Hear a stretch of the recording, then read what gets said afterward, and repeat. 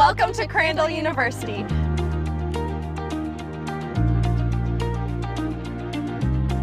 Crandall is a Christian liberal arts university located on 200 acres of land in Moncton, New Brunswick, central to Atlantic Canada. We're a part of the admissions team here at Crandall, and we're so happy to have you. Let's head inside.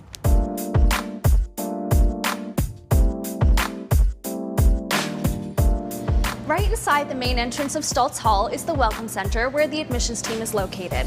For now, we're going to pass you off to Riley and Rebecca, who are going to lead you on your tour. After your tour, we'd love to chat, get to know you, and answer any questions you may have. Feel free to reach out to us anytime. SH177 is one of our larger lecture halls. While it seats 150, our average class size is 19 and we max our sizes at 75. It has comfortable chairs, charging stations, and this is where you'll have a lot of your first year classes. Our small class sizes make it an awesome opportunity to have discussion in class with your professor as well as with the other students around you. Here at Crandall, you're more than just a number. With our student to faculty ratio of 13:1, you really have that one-on-one personal touch with your professors, and they care about each of the students and want to find ways to mentor them and help them reach their goals. Student Services is our one-stop shop here at Crandall. If you have any doubts, this is the place to be. Here you can set up appointments with the finance, registrar, and student life staff. So if you have any questions, come visit. There are many services here at Crandall to help you succeed. One is the Student Success and Writing Center. Here you can find rentable laptops and tutoring sessions, as well as some study tools. We have a computer lab and IT support for any of your technology needs. We have an on-campus counselor here who offers subsidized counseling if you are ever in need. And of course, we have our student life staff who put in hard work to make sure you have the best possible university experience. On top of the academic services offered here on campus, there are also many other ways to get involved which will enrich your Crandall experience. For example, the Student Center is a great central location where you can take a break, hang out with your friends, and just play some games. Yeah, and there's something for everybody here, from theater productions to outdoor adventure trips. To even the many banquets and events that the Crandall Student Association plans here on campus. And we have so many opportunities to volunteer in our community as well. We're now in the commons of Stultz Hall, which was built in 2011. Here you'll find Corey's Cafe, which is a great spot to hang out with friends in between classes and grab a coffee or a snack, or even to sit down and have a full meal. Down the hall, you'll find the bookstore, which is a great spot to get your Crandall gear as well as all of the books that you'll need for any of your courses. The Commons are a great place to study and hang out with your friends, but we also have a lot of other places designated for studying. We have study rooms that can be booked out at the Student Services. We have a reading room as well as the library, which has all of the sources that you'll need for any of your papers as well as more study rooms which can be booked. We also offer free lockers for any of our students, which is a great resource for all of our off-campus students. At Crandall University, we offer a large array of competitive undergraduate programs in arts, business, science, and education. We also offer many professional and graduate programs in education and management for international and domestic students. And when you graduate from here, not only will you be prepared for your career, but you will also have gone through some transformational growth that will propel you forward in your life so that you can make a larger impact in the world. Welcome to the Great Hall, which is located in our second academic building, Murray Hall. When entering this space, you can see the flags that hang from the ceiling that represent the home countries of each one of our students from across the world. Through the Great Hall, you'll find our cafeteria, which offers 3 meals a day. Each meal includes a daily special, a salad and sandwich bar, as well as a short order station. Across the way, you'll find Britton Auditorium, which is a large gathering space used for holding plays and concerts, as well as our chapel services, which are offered twice a week. In addition to this, we also offer mentoring groups which meet once a week to foster community and spiritual growth within the school. At the bottom of Murray Hall, you'll find our athletic facilities, which includes our court, our locker rooms, and the fitness center. Athletics are an integral part of life here at Crandall. The Crandall Chargers compete in the ACAA and are known for their passion, determination, and sportsmanship. Nearly 20% of our students here are involved in athletics. And that means they get to train with an Olympic-certified nutritionist, strength and conditioning coaches, and massage and physiotherapists who assist them year-round with both sport-specific training and performance. Across from Kroll Field is our 2 residence buildings, Mitten Court and Colburn House. Colburn House has a pod-style setting, which means that you would share a living space with 3 other rooms. Each wing also has a laundry room and a lounge area. The lounge areas have a TV, a sink, a mini fridge, and a microwave. The building also has 2 common lounge areas, one with a full kitchen as well as a study room. Resident assistants also live on each wing and are there to offer community and support for the students. Mitten Court is home to our fully furnished apartments. There are options of 2, 3, or 4 bedrooms and 2 to 3 bathrooms. Along with being fully furnished, they include all appliances and even in-floor heating. Both buildings are keycard access only and are a short walk to the academic buildings. They both also have free laundry and parking, and there's tons of storage. Thank you for joining us on our tour of Crandall University. We look forward to seeing you next time in person.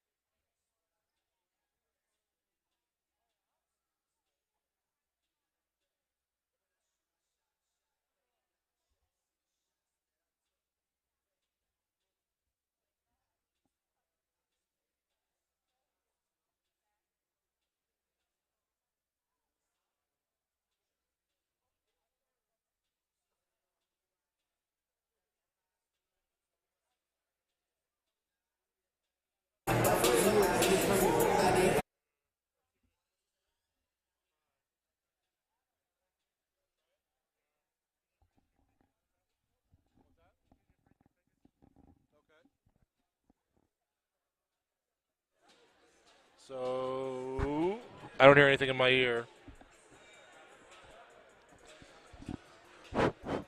Well, actually, I do a little bit, but there, that's okay. There, yeah, that's better. That's better. So, testing, testing, testing. Talking, talking, talking. How's this sound? Does this sound any better, people?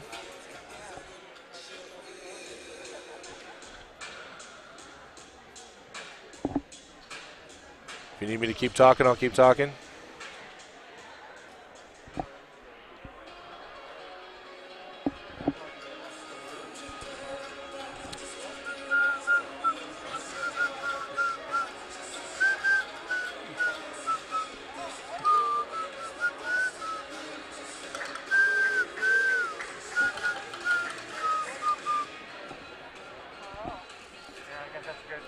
Is that better? Excellent.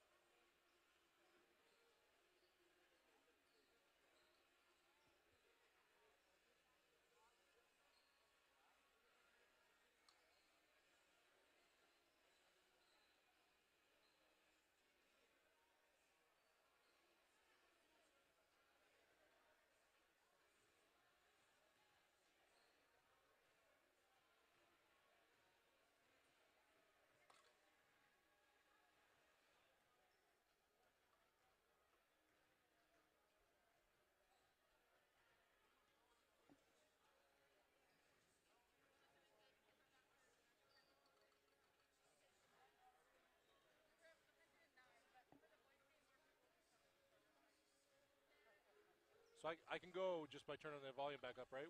We're on? Okay.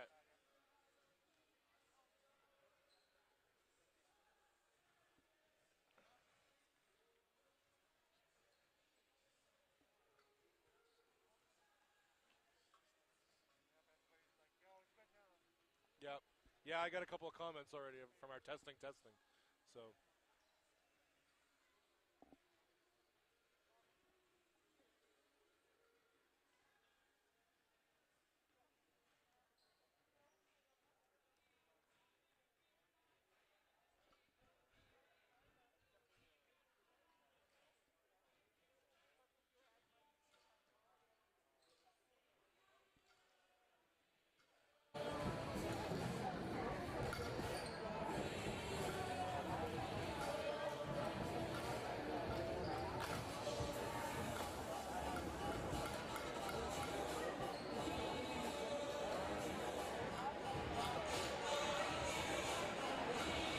and welcome back, fans, to second half action of the return to action on the ACAA basketball of ACAA basketball in 2022 here on ACAA TV.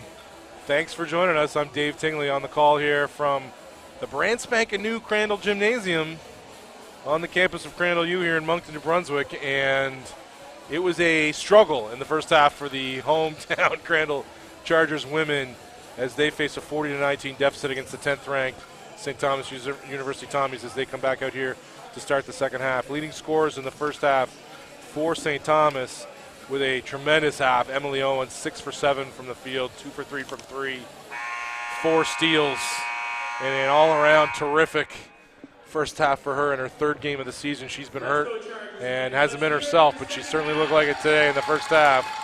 And but Madison Owens joined her, 7 points. And leading scorer for Crandall was 6, and the 4 leading scorers for Crandall on the year: Alexa Rancourt, Emily Briggs, Sydney Balzer, Megan Galley combined for 8 in the first half. That's got to change to start as Crandall comes out in an aggressive and loud zone defense. It's going to have to stay that way. They're going to have to create some stuff. Force Stu, and there's Stu. All right, I've missed everything I've taken so far. As Maddie Owens from 3. Oh, pardon me, she was 1 for 3. So 2 for 4 now from 3 for Maddie Owens. And Crandall just, it sucks the air out of the building a little bit at times, right? You come out with some energy to start the second half and a good team nails a shot in your face, and it's discouraging, but good effort there on the baseline from Crandall. Comes up short on the three, though it is Emily Briggs on the kick out from Megan Galley, and now back the other way goes Stu, and a kick to another wide open three from Owens, and Emily Owens get out the get out the umbrellas. It's raining in here from Owens. She is now 7 for 8 from the field. That's her third three. 18 now for Owens, and she's been the story since midway through that first quarter. She's really led Stu, got them on track, and she's been dynamite. And it's now a 27-point deficit inside. A nicely run offense there. Briggs in there to Balser. They've got that look several times. Has Crandall when they've gotten into their stuff and not turned it over. It's not been too bad, and that was. They're getting some of those backdoor looks, moving without the ball. They can, when they're not over dribbling and they're not turning it over, Crandall's done a good job and gotten good looks. So let's see if the rest of the second half. I think this is one you're going to chalk up. I don't know if we're going to come back for 25 and the 10th ranked team in the country, but you've got to get some confidence going into the rest of your games in this second half of the season from the second half of this game. You've got to play better, does Crandall, I think. And there's a good start. Turnover, but knocked back away by Sophie, but that's okay. Knocked into the hands of Galley, who kicked it over. It comes all the way around to Balser, but that tried to save it there. Did Rancourt unnecessarily. It was going to be her ball the whole time, but that's something that Stu's done a better job of than Crandall. Stu's guards have done a better job with that post feed, made sure that their post player was ready for the pass and got it to them right in the pocket to do something with it. That's nice work from Crandall. That's a pretty looking release from Rancourt. She's got a nice jumper. Lots of backspin on that. That looks like it's going to go in every time, and now they've unforced turnover. Vanessa Sophie, not like her. She's usually making better decisions than that. That's unforced. And nicely done by Briggs. Kick it to the corner. Inside with a step there was Megan Galley, and she's going to the line for two. And Megan, the leading scorer for Crandall on the year at 13.3 a game. She's scoreless in this game so far. A big reason why her squad's getting doubled up. But she took it with some force there, and oh man, bad luck. That was a nice release that went 3/4 of the way down and came back out. The story of her night so far.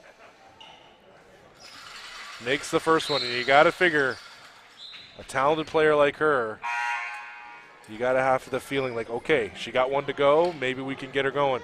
But Coach Fred Connors of STU talked about Galley specifically in our conversation leading up to the game this week, where he said you want to give her a really hard time at the start of a game, because if she gets off to a good start, forget about it. So if she can get off to a good start in the second half, maybe that changes, and that free throw might go a long way. Dancing inside is Roy. A nice pass to Mary Besselink, and she's going to go to the line for two shots as Besselink. With the loss for the season, as Besselink misses the first, with the loss for the season of Sturkle, Besselink is the inheritor of a lot of those minutes. It'll be herself and Nanskaville that fill that big spot, really, for Stu, and big shoes to fill for Sturkle. And she struggled a little bit in this game so far as Besselink, but only 3 points there. But she was controlling the boards, seven boards and 4 assists in the first half for Besselink. So great floor game from her as Rancourt steps inside. Doesn't get it to go. Went down. Felt like she had some contact, but Stu, pretty good physical defense without fouling by the Tommies. They keep it one-sided. They get it inside there. Owens, and she's not, gets it knocked away, and well done there by Rancourt aggressively dropping in, creating a jump ball situation. It's going to stay with Stu, but good aggressive dig there by Rancourt. And kick to the corner, and that's a wide open shot from Owens. It's missed, Maddie Owens, and that's a familiar sight to Stu fans. Vanessa Sophie, body hitting the floor. She's always all over the floor defensively, diving on balls. She got knocked to the court there, and Stu's got a sub coming in here. It's going to be Abby Draper, and she's a freshman. Only in her third game. She had some injuries herself in the first half, so she's still getting into the groove a little bit. And a steal there, going the other way is Rancourt. Smartly pulls it back as Stu does a really good job getting back defensively in transition. Catch, has it knocked away. She gets on the floor though, and it's going to be a kickball from Stu, and it's going to stay with the Crandall Chargers. So Stu doing a really aggressive on defense there. Anytime Crandall touches it in the paint, they are diving in there. Their guards cutting that off, and Roy knocking that ball away on the backdoor pass inside, and then with the steal is Roy. The hands quick from her. Sophie with the dump pass back to Sophie, and she gets a backpack in the form of Emily Briggs. And I don't think she was able to get a shot up, so it'll be on the baseline, and that is true. She was not able to get into the shooting motion, so good foul by Briggs in that scenario, and it's a timeout. And it's a 23-point lead as we head to this latest timeout for Stu. They put the pedal down about halfway through the first quarter, did the Stu Tommies, and they've never looked back. And for a while there in that second quarter, Crandall threatened to get back into it. They climbed to 12. They had the ball back. At one point I remarked, if they get a three here, they can get back to within single digits. But ever since that point, it really went back the other way. And Stu has shown why it is the 10th ranked team in the country. One of 3 ranked teams in the nation in this league, which shows you the strength of the league. Mount St. Vincent, currently ranked 5th in the country, and the Mount Allison Mounties, ranked 15th. And a lot of people think King's College might be a team that could be ranked. So at one point last year, they had 4 or 5 teams hanging around those rankings, did this league, and I think they think they're about the same level this year. So strong league, this ACAA. Nationally, getting a lot of, I know since I played back in the day, we had some pretty strong teams, but they do an even better job, these coaches now, of attracting top-end talent to the ACAA. Not just automatically are the best players in these provinces going CIS, which shows you the strength of this league. Stu working the ball all the way around. And Roy's going to skip that pass, but tough catch there, and we're going the other way. Crandall's got numbers, and that was a poor decision there, but Balser, the court was not ready to receive that pass. And a better decision there by the veteran Sophie. She gets a wide open 3 from Connors, who had 2 in the first half, but rimmed that one out. Sophie not giving up on the ball, shockingly. Briggs with a nice pass in there to Rancourt. She misses that lefty, and it's dug out there by the freshman. Abby Draper, we're going the other way. Connors over to Roy. Looking the baseline, but cut off there by Galley. And it's a wide open 3, and she steps into it. Does Mary Besselink, her second of the game so far. Bangs it in. That ball movement from Stu. Much better looking offense than Crandall right now.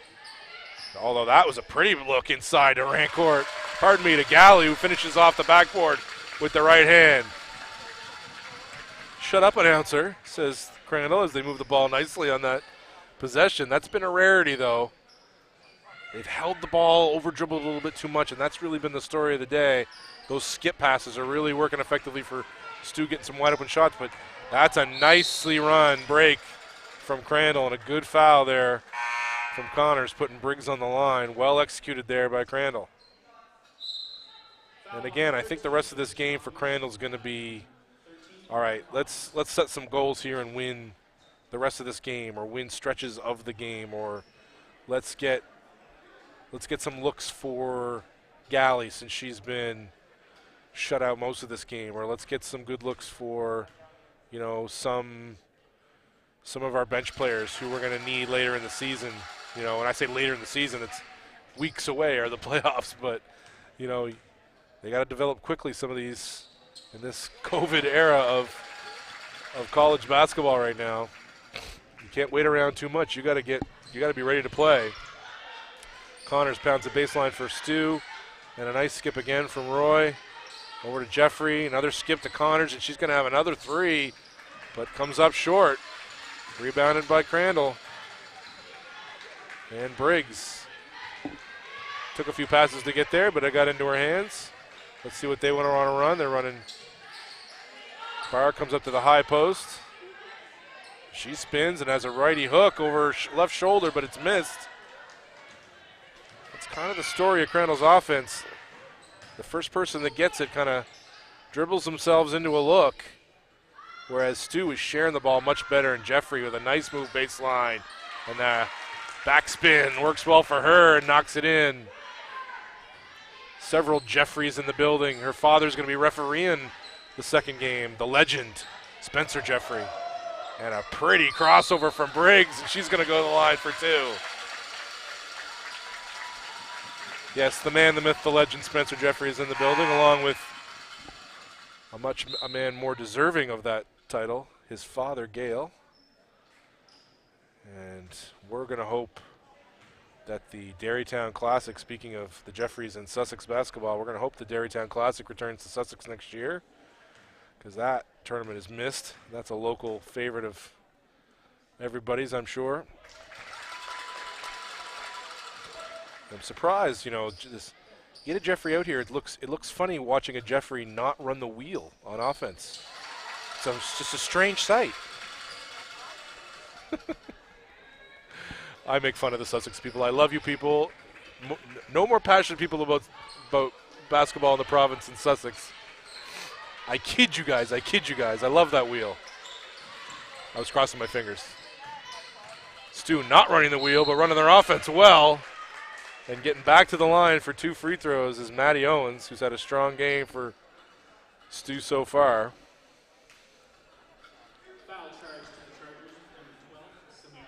And Samara Barr with her first. And missing the first one. So two injuries for, I talked a little bit about Celine Sturkle being hurt for Stu. Also give a shout out to Kate Ross, who they thought was lost for the year as well, but got some good news. Merely broke a tip off a tibia. And normally that you wouldn't consider that good news, but for her it is, because it's a broken bone is much better than, you know, a torn up knee. So Kate Ross, they're hoping to actually get back for the playoffs, which didn't seem realistic when she first got hurt, but is realistic now. So hopefully Kate will be back in the lineup when Stu gets that far. And more good execution from Stu in a wide open three. And getting it to go is Abby Draper, and she struggled in the first half. You love to see that. The freshman getting one to go. She struggled a little bit with turnovers in the first half, but much better job from her there. And really good defense right there. Impressive stuff from Lauren Anscoville. Stepping in there. And you don't want to on Briggs. Briggs she's a bowling ball in there. She's tough character, and she's strong, and you're gonna feel it when she barrels into you, and I'm sure Anscoville did there too, but she popped back up, and as often happens on a frustration play, you commit a frustration foul, and it was Briggs' third, and she's gonna have to go to the bench. And Coach Connors is having a running conversation with one of our esteemed officials down there on the sideline, Nancy Curry, who's joined today, by the way, by Matt Whipple and Adam Humphrey. Those are your officials. Done a pretty good job. Haven't said their names much today, so I must think they're doing a good job. That's normally the best reviews for referees, no reviews at all. And I haven't had much to say. They've done a pretty good job running the show today here. Draper with almost turned it back over after a nice steal, but she managed to collect herself. Jeffrey kicks it over to Owens, and other Owens driving the baseline. One of her very few mistakes today. And I must say, Coach Fred Connors, one can only describe his new look out of COVID as svelte. I mean, he's still not a handsome man, but at least he's svelte. Attaboy, Freddie. I went the other way. I think I got all of Freddie's pounds. Fred, a former rival in this league, along with a viewer today, so shout out to Calvin Klein, Dave Klein down in Nova Scotia watching. Miss you, Dave. Like to see you again. We need to have another Mount A basketball reunion, and you need to get your butt out there. So nice to hear from you, Dave, and I hope you're enjoying the second half. Their sound is much better. I appreciate everybody sticking with us. I know we had some sound problems. We had some new software in this game, and I think it took a toll there. We straightened it out, worked out the kinks just like I worked out my kinks in the first half, being back to broadcasting a game for the first time in a while. So after all that chatter, I'll get back to basketball now. 57-30. Crandall University up on, St. Thomas University. Tommy's up on Crandall University Chargers here. 1:41 left, third quarter. 27-point lead. Been pretty steady at that this entire third quarter. Been a pretty even quarter. Wide open three there for exactly who you don't want today. Guess who? Emily Owens. She's up to 21 on the day. And a nice attempted 1-2 pass for the backdoor feed to Balser there. Didn't get there. And another Crandall turnover. They had 13 at the half to 6 for STU. And I think that's probably still an overwhelming number in the favor of STU, those turnovers. But Crandall, good fight under the boards by Sarah McCormick, and she's earned Crandall another possession. She's going to check out here as Briggs comes back in along with Barr. Rancourt's going to check out for a little bit. Jeffrey out. Besselink back in for STU. Jeffrey probably on a little bit of a minutes count. Probably only one practice back after COVID. Probably sucking wind a little bit. Way less than I would be probably. STU's got to throw one up. So well defended there by Crandall. Good defensive possession. Crandall, too, isn't full strength. They're down. They've had a little bit of COVID hit them as well, so they're going to be down a couple of players for a bit. So nicely beat there, and Briggs, really nice pull up there. Good decisions. Catch hitter on the wing with a nice pass, and she made a great decision. Pound that ball once, up and through. Need more of that, does Crandall here, as this third quarter creeps towards the fourth. A 28-point game, 60-32 STU. Nice drive there by Owens, too hard off the backboard, and Briggs gets nailed on both ends. Man, she's a tough customer. You gotta love it. Took a hit in the back from Sophie, and then got driven into her own player. Got sandwiched, popped right back up, as she always does. Briggs to the line for two. A second-year player is, a fourth-year player is Briggs out of Bath, New Brunswick. Her sister Haley also on the team.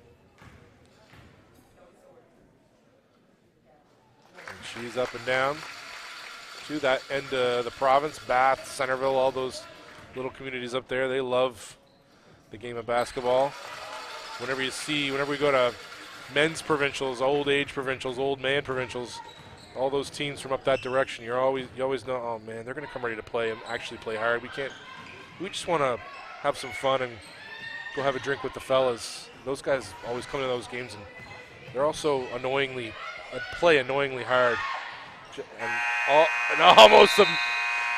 almost a lay-in at the buzzer for Maddie Owens, but just rimmed out. But that doesn't matter because her team's got a 26-point lead, and they're going to go to 6-2 on the season for sure. Get themselves a big win here. So the fourth quarter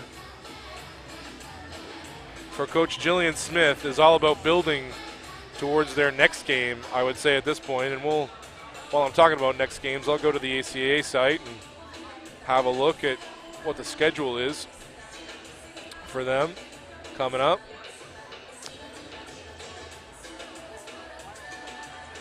And of course, I'm slow to get there, as I'm slow to do everything.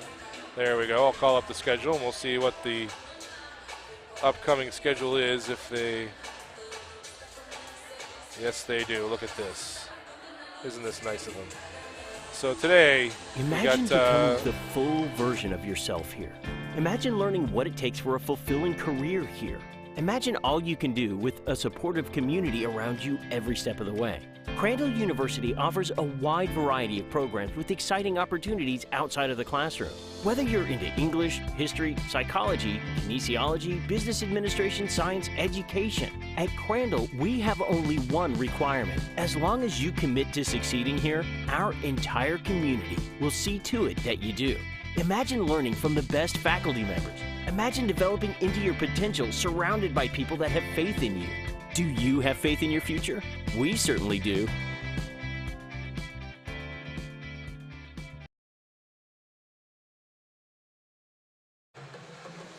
.6 p.m. Mount Allison's in the building. Followed at 8 o'clock by the guys.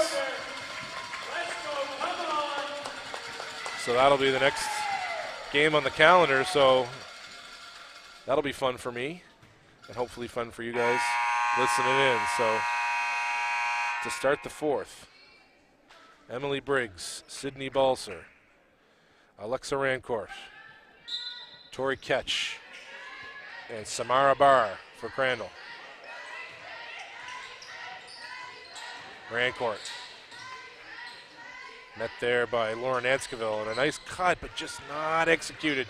A little too high for Ketch, off her fingers, going the other way. Smart decision there by Emily Owens. Bring it back out, run your stuff, get a good shot. Sophie with a skip pass. 1-2 back up to other Owens. Maddie makes it all the way around to Sophie. She misses, and that's going to be who gets the hook. Is it? Yes, okay, it's going to be the hook. Looked to me like that was a clever play there. I got to give credit to Sydney Balser. I think she got caught with one there. It made it look like she was getting hooked when in fact she was doing the hooking. But you take it. Well done. She's got her team in offensive possession. Catch. She's going to pop one up with 9 seconds on the clock. Well rebounded inside and finished by Sydney Balser with the left hand.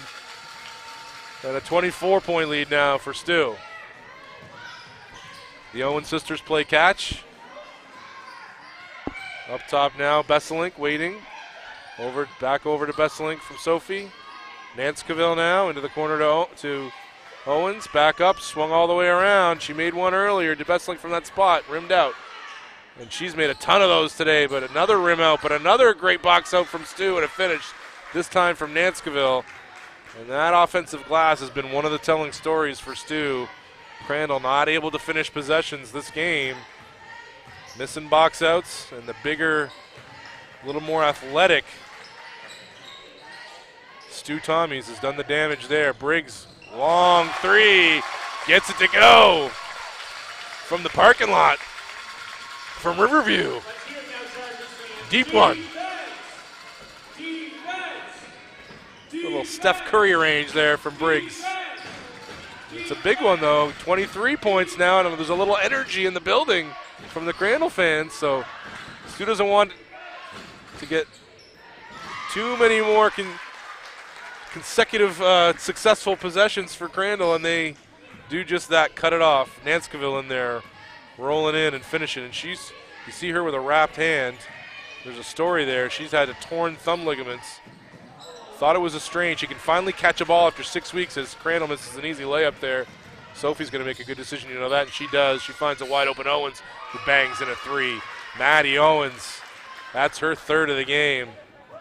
But Nanskaville probably will get more minutes as this season wears on a little bit. She's hasn't been able to catch a ball real successfully for a while now, but she can now. Almost a turnover forced there by Sophie. Owens kicks the ball to the corner and through the hands of Balser and turned over. Connors back in, along with Sam Storty for Stu. Storty's had a quiet game. A few people have had quiet games with the Owens sisters carrying the show offensively. A lot of quiet offensive games from normally explosive individuals on the Stu end. Sophie's scoreless still. She normally contributes on that end, but she doesn't care. She's moved the ball really well for Stu. She's been the catalyst to the ball movement here against this zone, that's for sure. She's going to have to pop one up, though, from Curry range, but another missed box out and another finish from Storty this time. So I said her name. She only had 1 point for the game before that. She's got a wrist wrapped as well, so she's pretty banged up. So that's a nice finish there. A nice feed from Balser into Rancourt. So some good stuff here from Crandall at that end of the floor. You'd like to see, I think if I'm Coach Smith, I'd like to see a little bit more successful possessions on the defensive end, ended with some good solid rebounds, but Stu still controlling the glass. Briggs, pardon me. Yes, Briggs pushing the floor. Pushing the ball up the floor, and she gets tied up. It's going to go back to Stu. And again, a little bit of just indecision, over dribbling. Are we running? What are we running? They seem to be a little bit indecisive. Probably something that Coach Smith's really going to take away from this game. That she can look at this tape and show her team, look at how well Stu's moving the ball against us. Not always getting a great shot, but moving the ball real well. Look at that. Nice feed inside from Jeffrey. Pretty stuff from the rookie, dropping off to Maddie Owens, who's going to go to the line. That's really been the story, I think, since midway through that first quarter when both teams were struggling. Stu really had kind of a breakthrough, I think, where they had that ball movement started getting going. And they got into their stuff and they ran it. And they got some good shots. At first it was some threes, and I think the threes loosened things up a little bit. The Crandall defense really started panicking a little bit with those wide open threes, and it really opened up everything for Stu, and they've really moved the ball well. Conversely, Crandall's really been gumming up the works a little bit with some over dribbling when they've run their stuff and been pinpoint on their passes and not turn the ball over. They've got some really good looks. So there's some positives that you can take out of it if you're Coach Smith. That's a really, really nice job. And in the corner, their leading scorer, Megan Galley, drains too. So if you can see a couple of her jumpers go in this fourth quarter, will really brighten things up. And it really does matter how you end things going into the next game in this league or any league. There's almost a turnover there from Stu, but Connors had it knocked out by Balser by the looks of it. So 27-point lead, 70-43, 5:21. 20 now, clock running. Connors kicks to the corner, and Roy's going to have to put one up against the clock. This is everything, and it's going to go back to Crandall. And a good box out there by Tori Ketch, keeping Storty off the offensive glass. Hasn't been the way with the end of every possession, though, by Crandall. Too many offensive boards. That's a wide open three, though. Good look. Just off the back rim. And Crandall, I thought there was some contact inside, but they kept possession. Rancourt's going to drive left-handed.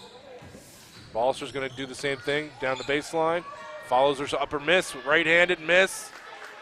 But Stu was the only one left with any rebounders after all those misses. And it's cleared by Storty. Skip pass from Connors. Roy attacks the closeout. Look at that pass. Pretty stuff. Not finished by Maddie Owens. But that's gorgeous. That's just knowing where your teammate, having confidence in where your teammate is. And there's a lot of the principles that there's not a lot of, especially against zone, you got to have a little bit of a pattern to it, pattern to your offense. But even against zone, a lot of teams are basically running rules. Like, you don't call that the old days of where you walk it up, and me as a point guard in high school holding up one finger calling Indiana, and it was a set play where you ran this guy to the corner and set a double screen, or there is obviously some of that set plays to get specific guys open, but basically on your offense, you're running principles. And that's why you see when somebody drives baseline, if you look opposite baseline, someone's always sinking to that baseline. A nice 1-2 there. Pretty stuff, and a good pass from Sidney Balzer to a Cutton Briggs, who banked it in. But that's why you see a lot of offenses have the same kind of look. It's about who has the more skilled players and who has the better decision makers and who has the better players that play with poise and make the right decisions, rather than who's got the best plays. And that's been kind of Crandall's weakness today: over dribbling, decision making, making the right pass, and a little bit of poise. I think STU got under their skin a little bit with the big run they had in that second quarter, and it really threw them off. And I think you'll see a better Crandall team out here 6 days from now, next Friday night, 6 p.m. in this gym against the Mount Allison Mannies, and I hope everybody will be joining us there.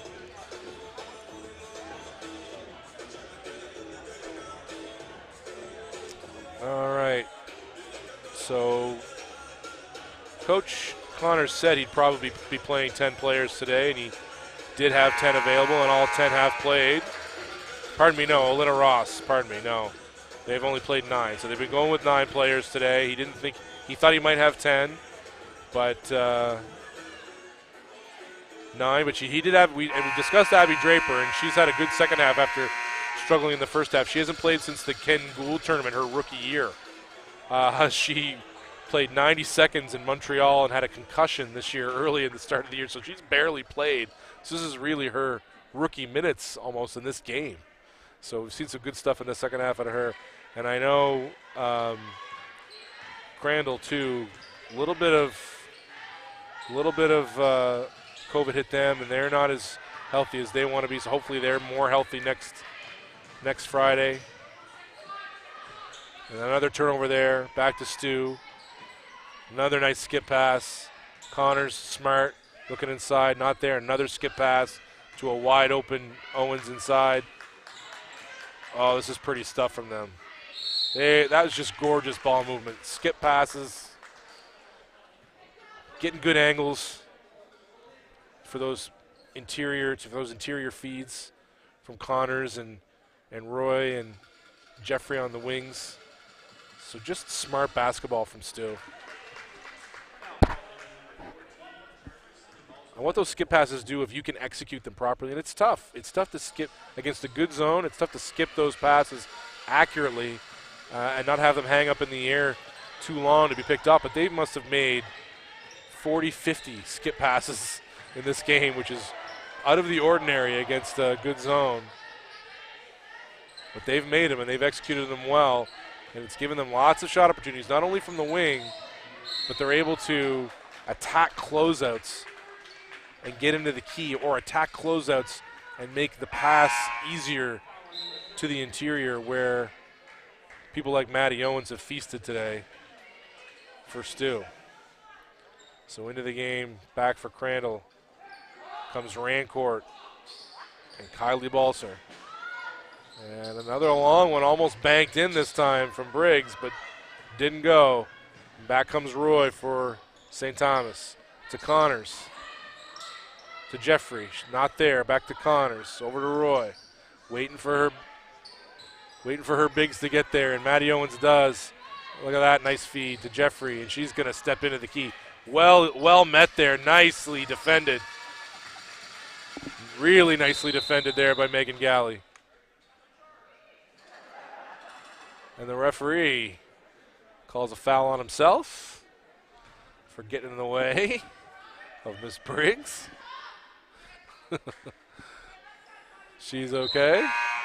She's like, Briggs is like, as if I don't have enough trouble with the players on STU.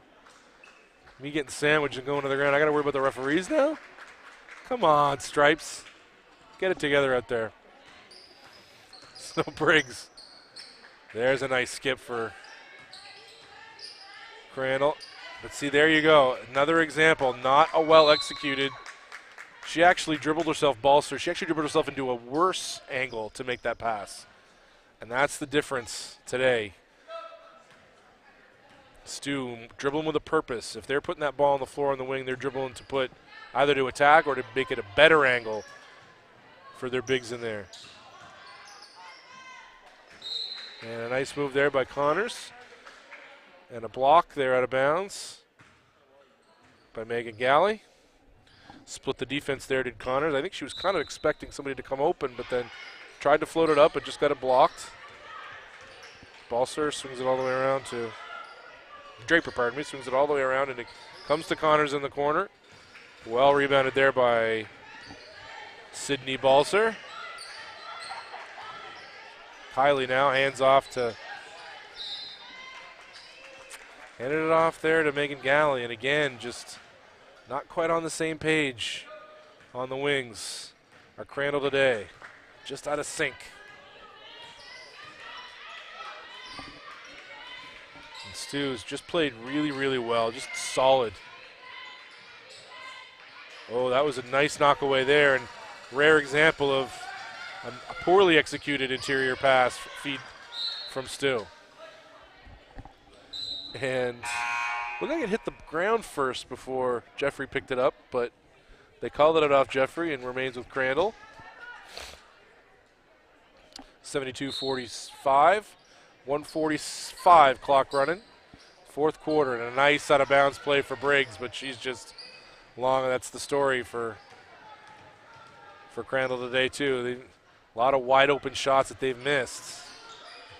You figure that pure math, a few more of those will fall against Mount A in 6 days. A nice try, but knocked away there by Galley. And there's going to be a foul on 11. Well, they're calling it on White. Pardon me. Oh, no, I was right the first time. Trust your instincts, David. You're always right.